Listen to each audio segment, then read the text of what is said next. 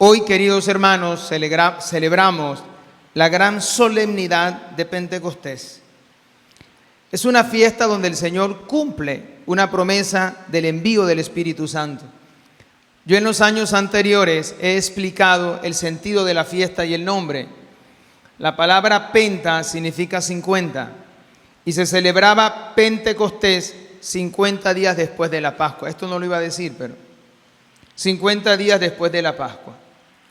No es que la fiesta de Pentecostés al inicio fuera la fiesta del Espíritu Santo, porque no tiene nada que ver. Pentecostés significa 50. ¿Qué tiene que ver eso con el Espíritu? Era una fiesta judía.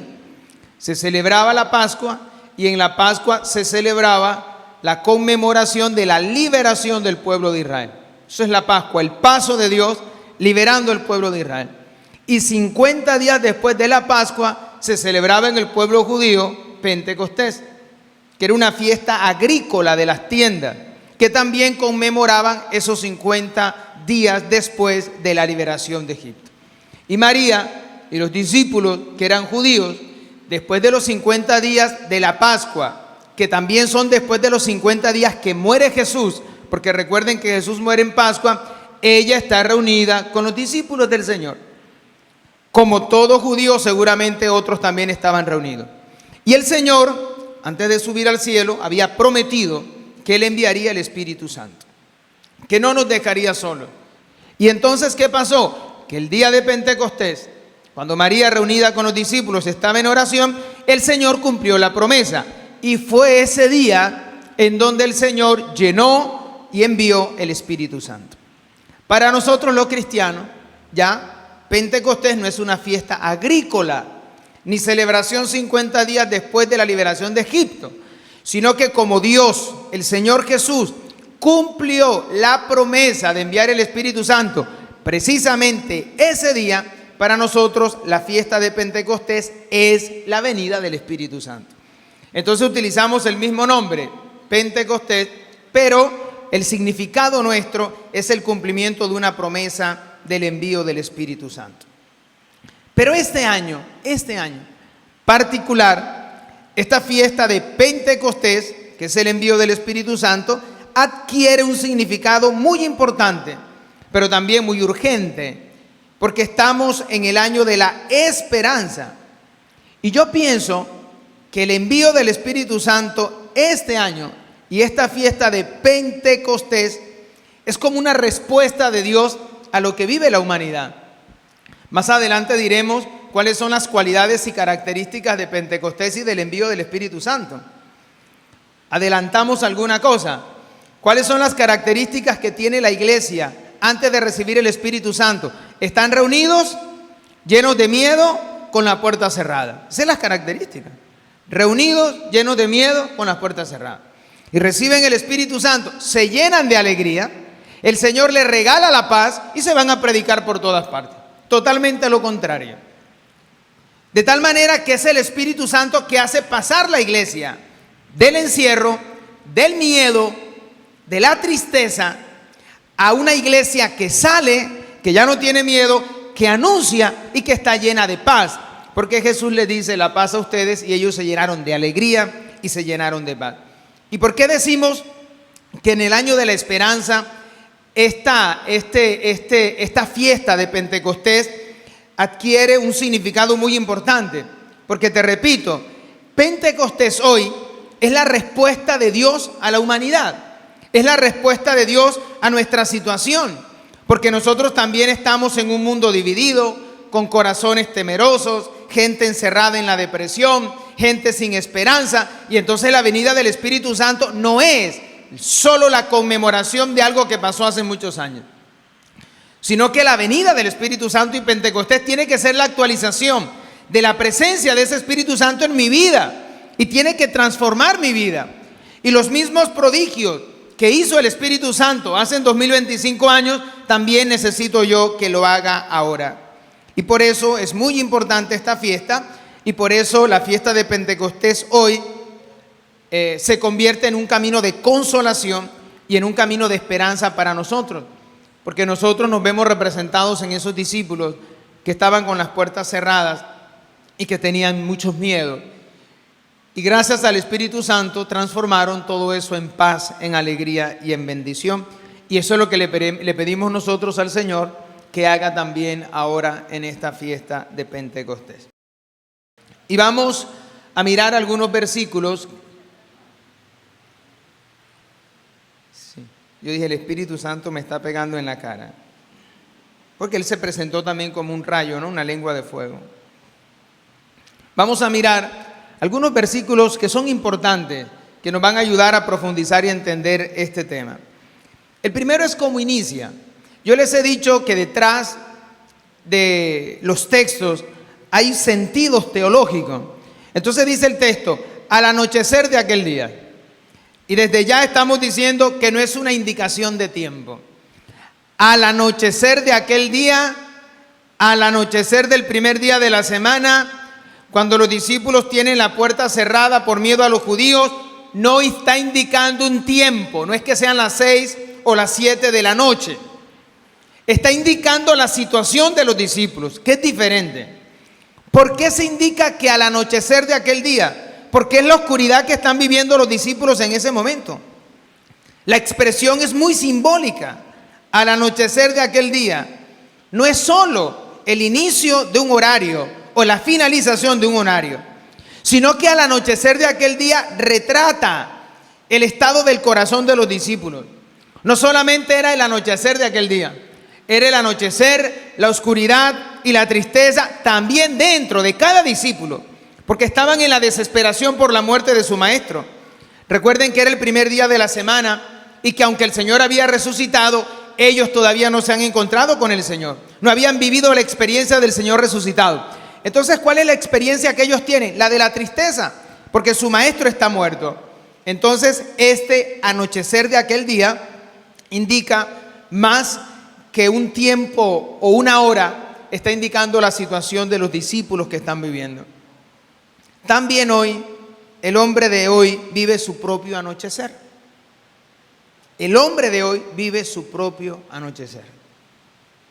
Hoy, más que nunca, hay mucha gente atrapada en miedos.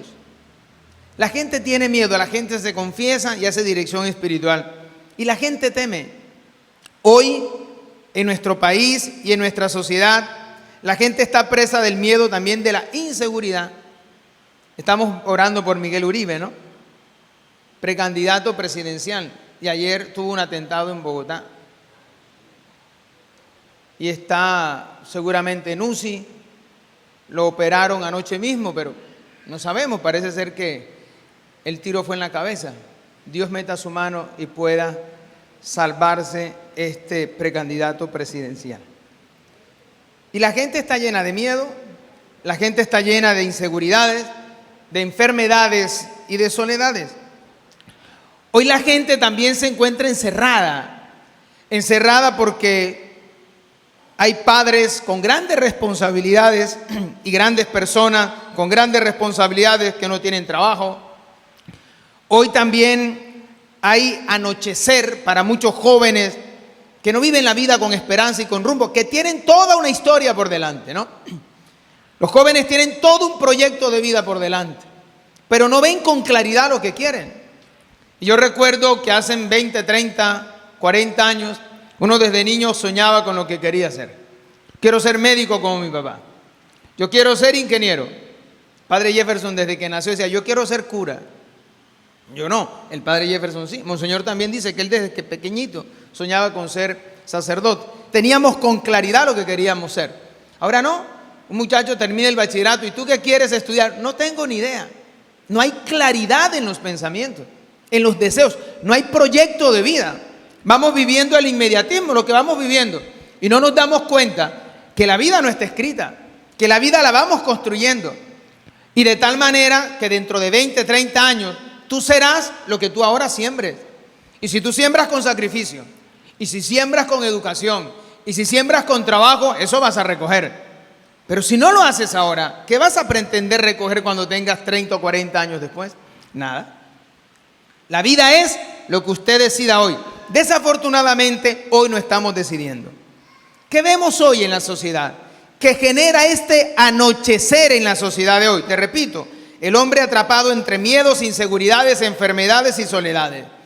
Padres sin trabajo, jóvenes sin rumbo, ancianos sin consuelo, familias divididas, miedo al futuro incierto. No sabemos qué nos depara mañana, si el día de mañana será mejor o peor. El mundo de hoy vive de desesperanza, miedo por la crisis económica, miedo por la pérdida de la salud, miedo por la muerte, por el dolor, miedo por la situación de nuestro país, miedo por la salud de nuestro país.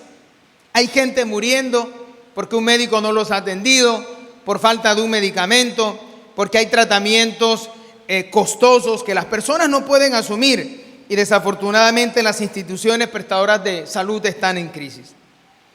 Pero no solo eso, sino también nuestros propios miedos. Por ejemplo, hoy más que nunca la gente se queja de ansiedad, de depresión, de tristeza, de soledades. Y hoy vemos muchas personas que viven como vivían los discípulos o como estaban los discípulos el día de Pentecostés. No solamente que era medianoche o era el anochecer, sino que también tenían las puertas cerradas. Muchas puertas están cerradas entre sus soledades, las ansiedades, sus heridas, sus ausencias, sus culpas. Y por eso el Evangelio dice, estaban llenos de miedo con las puertas cerradas. Un miedo que paraliza, un miedo que no te deja avanzar, un miedo que no te da libertad, que te roba la paz, que no te da tranquilidad, que no te permite seguir adelante. Hay miedos que te salvan la vida. Usted no se montaría en una pared de 5 o 6 metros de altura, muy delgada, a caminar por ahí.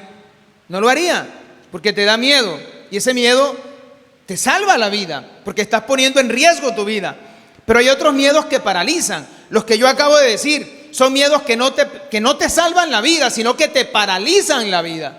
El miedo a perder la vida, a perder la salud, el miedo a morir, a sentirse solo, a no tener trabajo, a no responder ante los hijos, a no tener una economía estable para los gastos que se tienen, a perder el negocio, a quedar desempleado, a enfermarse, a quedar solo, a que la familia se divida, a perder al esposo o a la esposa.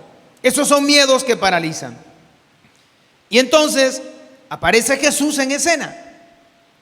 Y por eso, aunque se celebra Pentecostés y aunque más adelante en el mismo Evangelio Jesús sopla sobre los discípulos, antes de soplar, como sabe Jesús que están viviendo, que están sintiendo y que están llenos de miedo, por eso el primer regalo, el primer saludo que hace Jesús a sus discípulos es: la paz esté con ustedes. La paz esté con ustedes. Y es muy bonito. ¿Por qué Jesús dice la paz esté con ustedes? Porque Jesús los ama. Jesús ama a sus discípulos. A Jesús le duele lo que los discípulos están viviendo. Y Jesús sabe que ellos están presos de miedo.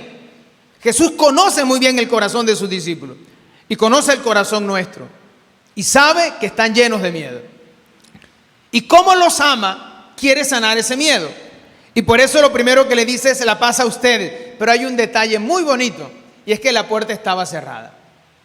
Y Jesús no toca. Jesús no toca. Tampoco le abren la puerta. Jesús entra. ¿Y saben por qué entra? Porque los ama. Y el amor verdadero no tiene cerraduras. El amor del verdadero puede entrar. Y como Jesús los ama profundamente, es capaz de entrar aunque ellos estén encerrados y aunque ellos tengan llenos de miedo. Y lo primero que le dice es: la paz con ustedes. No lo reprocha. No le dice: pero ¿por qué no le creyeron a María Magdalena? Yo estoy vivo, yo estoy resucitado. No. Lo primero que le dice es la paz. La paz que no es evasión ni silencio cómodo, sino que la paz, y esto es muy, muy importante, la paz que es fruto de la certeza de que Él está con nosotros, de que ya no está muerto, de que la muerte ha sido vencida, de que el mal no tiene la última palabra. Por eso Jesús le dice: la paz con ustedes. De tal manera que Jesús le está manifestando cuál es la fuente de la paz. La fuente de la paz es Él. Y como Él ha atravesado la puerta y está en medio de ellos, le dice: la paz a ustedes. De tal manera que el generador de la paz es Jesús. Él es el generador de la paz. Él es el que dona la paz. Te repito, la paz no como una emoción o sensación, sino como la certeza de que Él está. Jesús se les aparece y le dice, la paz a ustedes, porque Él está ahí. Lo que le está generando la paz al discípulo ahora es la presencia del Señor. Jesús le está diciendo a los discípulos, estoy vivo, estoy resucitado, estoy con ustedes. No tienen que tener la puerta cerrada, no tienen que estar llenos de miedo. Yo estoy aquí, que soy el príncipe de la paz. Y aquí viene algo muy bonito, más bonito todavía. Y es que después de decirle la paz con ustedes, le muestra las manos y le muestra el costado. Y ustedes saben que había en las manos de Jesús y el costado. Jesús ha muerto y ha resucitado. ¿Y cuál es la prueba más grande del amor de Dios por nosotros? La muerte de Jesús en la cruz. Y llega Jesús y le muestra las manos y le dice, mira, aquí están los huecos. La paz a ustedes, y le muestra las manos. Las manos que todavía están atravesadas, que todavía tienen el hueco de la crucifixión. Y después seguramente se alzará la túnica y le mostrará el costado, que también es un signo de su muerte. ¿Y qué relación hay entre la paz y entre los signos de la cruz de Jesús? Claro que es muy importante, porque de alguna manera los signos de la mano y del costado son la señal visible del amor de Jesús. Jesús le está diciendo, la paz con ustedes, yo estoy aquí que he vencido la muerte y les puedo dar la paz porque los amo. Y el signo del amor fue la cruz. Y todavía tengo los signos de ese amor en mi cuerpo. Aquí están mis manos y aquí está mi costado. Por lo tanto, es muy importante esta relación que hay entre la paz y la señal de los clavos y del costado. Porque esas señales físicas en las manos y los pies de Jesús es la señal de su amor. Es la señal de su entrega. Es el signo de la entrega de Jesús por ellos y obviamente también por ti. La paz de Cristo entonces está unido a sus heridas, a su sufrimiento. No es una paz superficial, sino que es una paz que nace de sabernos nosotros amados profundamente por el Señor. ¿Y cómo me sé yo amado profundamente por Él? Pues mírale las manos y mírale los pies. Imagínense que los discípulos estaban así y Jesús se les aparece y les dice, los amo. Y lo que hice en la cruz por ustedes fue por puro amor. Y aquí están los signos. ¿A quién no le cambia la vida eso? ¿A quién no le cambia la vida eso? Que el Hijo de Dios haya bajado del cielo como prueba más grande de amor por ti, haya muerto en una cruz, esté resucitado y venga hoy en la fiesta de Pentecostés a decirte, mira mis manos y mis pies, esto ha sido por puro amor a ti y yo soy la fuente de la paz. Carajo, ¿no vamos a ser capaces de salir de nuestros encierros? ¿No vamos a ser con la ayuda de Dios capaz de superar nuestros miedos?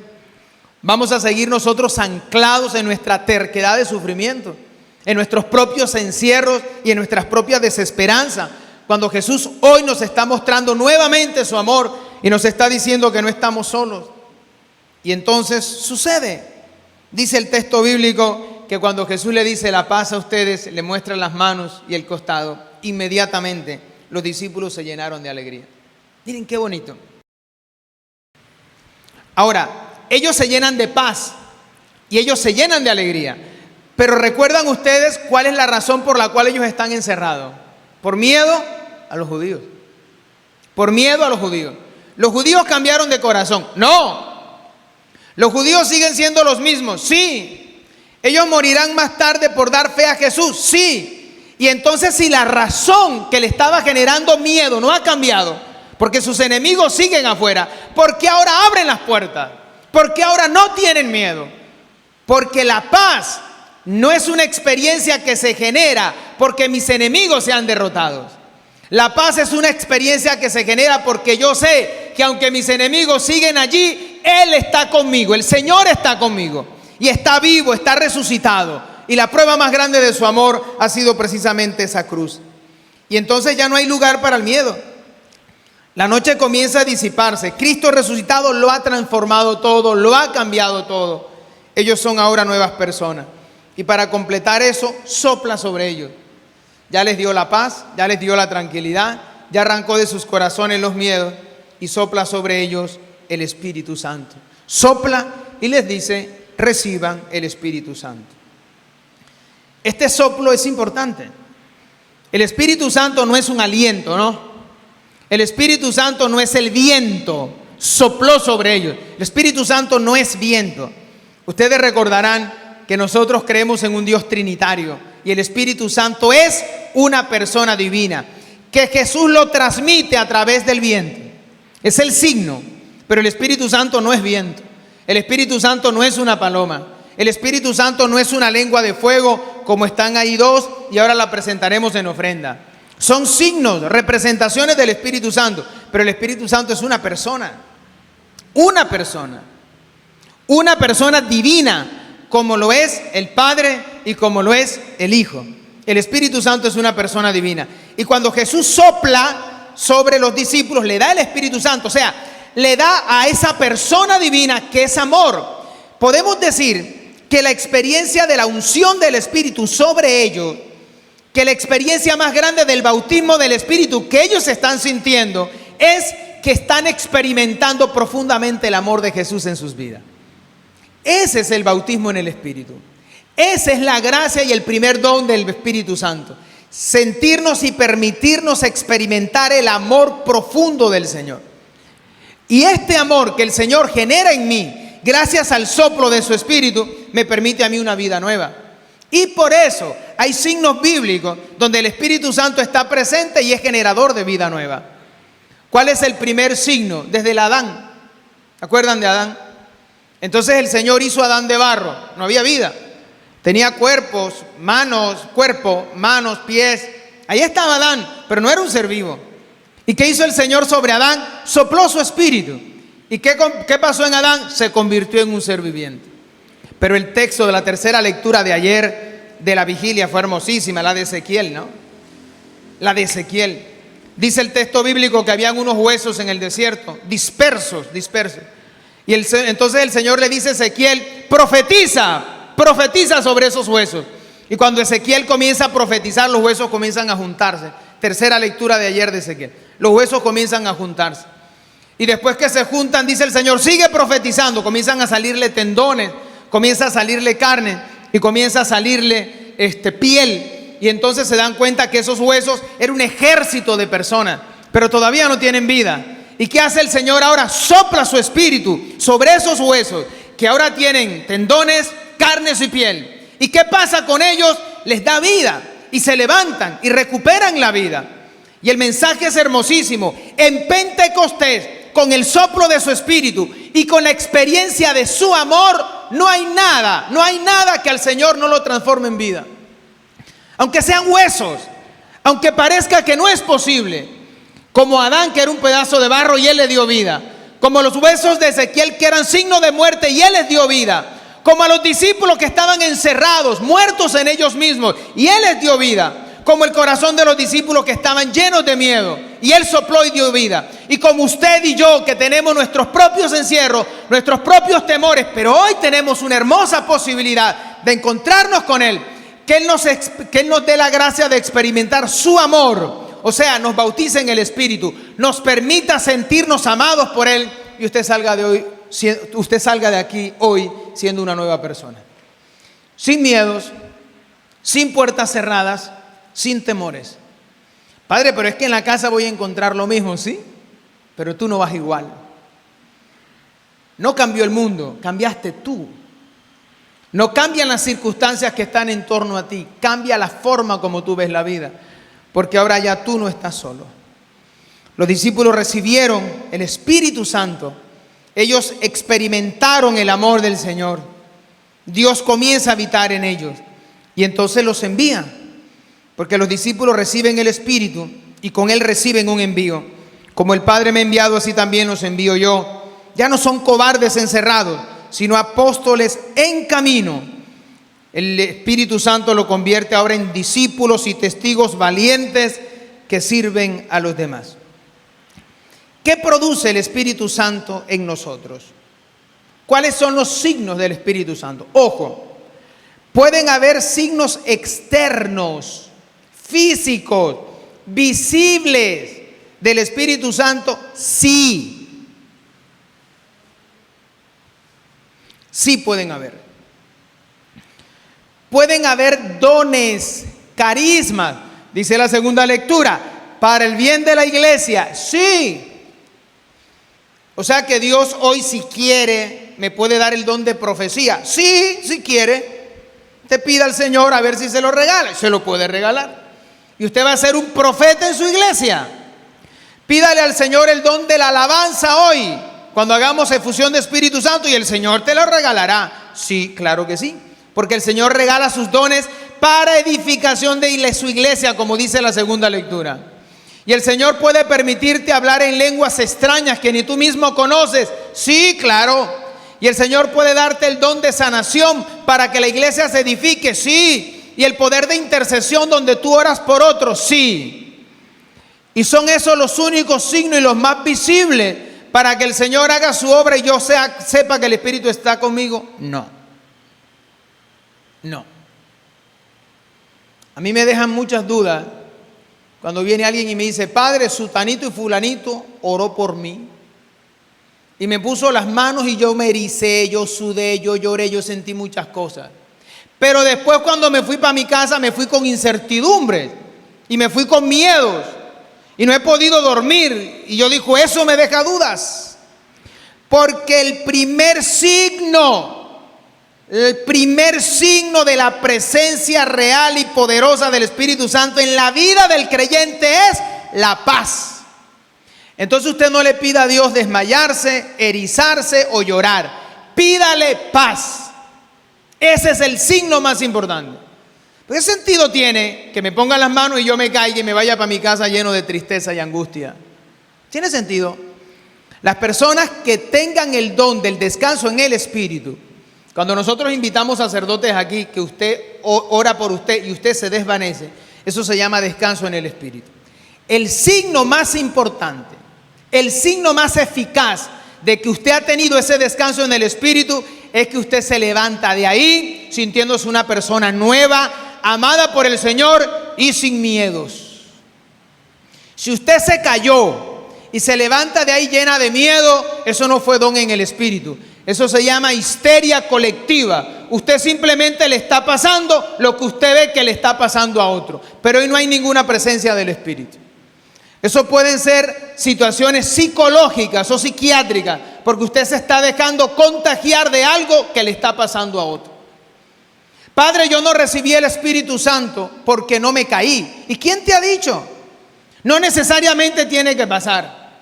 Si pasa, es una gracia que el Señor te da, porque el Señor conoce tu corazón y sabe que tú estás en un estado de una situación muy difícil y Él quiere regalarte ese descanso. Por eso se llama descanso en el Espíritu.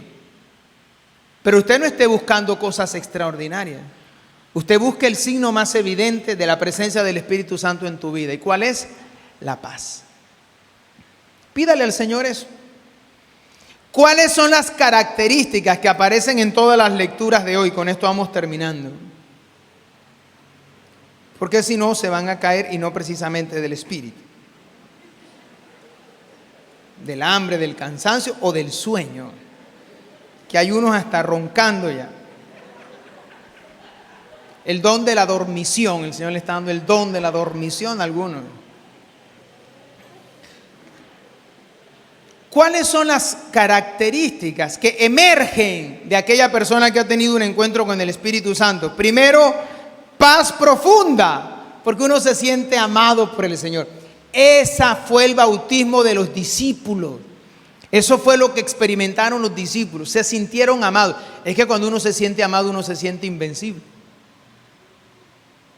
Pregúntele a un niño que se siente, no que se siente golpeado, maltratado por el papá y la mamá, no, que se siente amado, se siente orgulloso, eso no le tiene miedo a nada. Yo tengo a mi papá y a mi mamá. El amor transforma, genera paz, cambia la vida.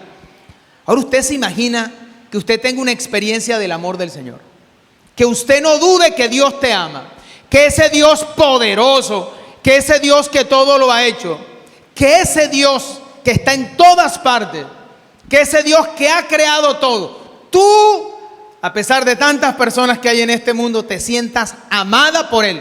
El día que eso pase, la vida a usted le cambia. ¿Usted de qué se va a preocupar? Usted va a hacer sus cosas y va a trabajar como si todo dependiera de ti, pero sabiendo que todo depende de Él. El que me ama no me va a desamparar. No me va a desamparar. Entonces, la primera característica de la presencia del Espíritu Santo en una persona es la paz. Una paz profunda, que es fruto de ese amor y de ese acompañamiento. Segundo, dice el texto bíblico, una alegría verdadera. Los discípulos estaban llenos de miedo, ahora están alegres, felices. Una alegría verdadera. Ojo, que no depende de las circunstancias externas. Es que es bonito. Usted llegó aquí, hizo su oración y se va feliz. Afuera las cosas siguen igualitas. Porque la paz y la alegría que Él te da no depende de las circunstancias externas. No dependen de las circunstancias. A usted le va a seguir doliendo lo que le duele. El que le está haciendo cosas se la va a seguir haciendo. En el trabajo el que te la tiene montada te la va a seguir montando. El vecino que no te soporta va a seguir igualito. Pero usted va a estar feliz y en paz. Porque usted tiene la presencia del amor del Señor en su vida. Usted ha tenido una experiencia del Espíritu Santo. Tercero, valentía y libertad. Entonces ya no tienen que tener las puertas cerradas. Ya usted no tiene que estar pensando en temores futuros. ¿Será que sale? ¿Será que no sale el proyecto que viene? ¿Y cómo haré con esto? No, valentía y libertad. Yo sigo adelante, abro las puertas, salgo, anuncio. Yo no tengo miedo porque el Señor está conmigo. Cuarta característica, unidad en la diversidad. Qué bonito. Primera lectura, todos hablaban lenguas distintas. Todos. Porque habían de todas partes, pero se entendían. Qué bonito. Reconciliación y encuentro. No, es que ella tiene o él tiene que ser igualito a mí, pensar como yo para que nos podamos entender. No, falta Espíritu Santo. Donde falta reconciliación, falta Espíritu Santo. Porque el Espíritu Santo nos puede ayudar a entendernos, así hablemos lenguas distintas. El Espíritu Santo también despierta el deseo de la misión, porque le dice a los discípulos, vayan y anuncien. ¿Y qué es el deseo de la misión? El querer compartir lo que tú has vivido. Eso lo hace el Espíritu. Entonces usted vino anoche a la misa de Pentecostés y después hicimos oración de fusión de Espíritu Santo. Y usted que había venido deprimida, angustiada, triste y confundida, se fue de aquí feliz, con paz, llena de alegría, de valentía y de libertad. ¿Y qué hiciste cuando llegaste a tu casa? Enseguida llamaste a tu amiga, amiga, te la perdiste. Imagínate que yo fui así, y vine así. ¿Qué estás haciendo? Misión. ¿Qué estás haciendo? Compartiendo. ¿Qué estás haciendo? Lo que Jesús le dijo a los discípulos, vayan por todas partes y anuncien. ¿Qué estás anunciando? Con tu testimonio. Con tu testimonio. Entonces la presencia del Espíritu Santo te lleva a tomar conciencia de la necesidad de compartir con los demás aquello que tú estás viviendo. Y por último, el Espíritu Santo también es un espíritu de reconciliación y de perdón. Porque el Espíritu Santo te usa como instrumento de reconciliación. Por eso Jesús sopla, le da el Espíritu Santo y dice a quienes le queden perdonados sus pecados, a quienes ustedes le perdonen sus pecados, le quedan perdonados. Todo esto que hemos dicho hasta ahora, díganme ustedes si no es un anuncio de esperanza en el año de la esperanza. Por eso les decía, este evangelio hoy es importantísimo. Esta fiesta de Pentecostés hoy es más importante. Porque no estamos recordando algo que pasó, porque estamos actualizando esto en nuestras vidas, porque en el año de la esperanza estamos llenos de esperanza gracias al Espíritu Santo. Es lo que el mundo necesita hoy, hombres llenos de Espíritu Santo, sociedad llena de Espíritu Santo. En este año jubilar de la esperanza debemos proclamar con fuerza y sin miedo que no estamos solos, que no estamos abandonados, que el Señor Jesús cumplió su promesa, que nos mandó el abogado, el intercesor, el consolador. Y por eso, como dije el año pasado, no estamos solos, tenemos quien nos consuele. El Espíritu Santo está a nuestro lado. En cualquier momento de dolor, nostalgia, podemos contar con su presencia. Queridos hermanos, hoy el anuncio de la presencia del Espíritu Santo es más urgente. Hoy debemos anunciar que hay un Espíritu que consuela y que da esperanza. Que hay un Espíritu de Dios que puede transformar en vida allí donde todo parece ruina. Que hay un Espíritu de Dios que puede secar lágrimas y que puede generar alegría allí donde todo es llanto. Que tenemos un Espíritu y confiamos en Él que puede abrir puertas allí donde todo parece cerrado y que puede generar la paz allí donde todo es miedo. Por todo lo anterior, hoy debemos pedirle al Espíritu Santo que more en nosotros y que renueve su presencia en nuestras vidas.